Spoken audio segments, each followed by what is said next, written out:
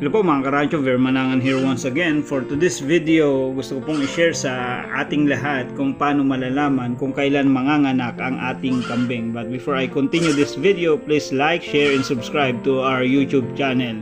So yun nga mga kambing, mga karancho, alam natin na buntis ang ating kambing. May paraan para malaman kung kailan manganganak. Ang unang-una, bilangin natin from the date na siya ay nasampahan, the breeding period, ng 150 days. From that, 140 to 150 days, manganganak na po ang ating kambing. Failure to do that, kailangan nating i-observe yung ating kambing. So, unang-una, i-observe natin yung kanyang dede. Lumalaki ang kanyang dede. Lumalaki din ang kanyang ari.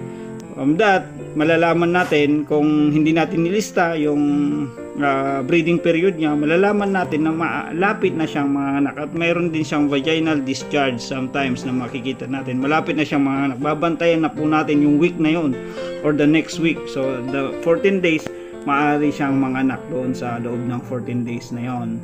So, yun mga kakambing, mga karancho, kailangan talaga natin, napaka-importante na ilista yung time na pinabulugan natin yung ating mga kambing. Kaya dapat tali natin yung ating mga breeder, yung ating mga lalaki na kambing para makontrol natin yung date. Pero yun nga, hindi naman ibig sabihin no na hindi natin malalaman kung kailan manganganak yan kung hindi natin nalista.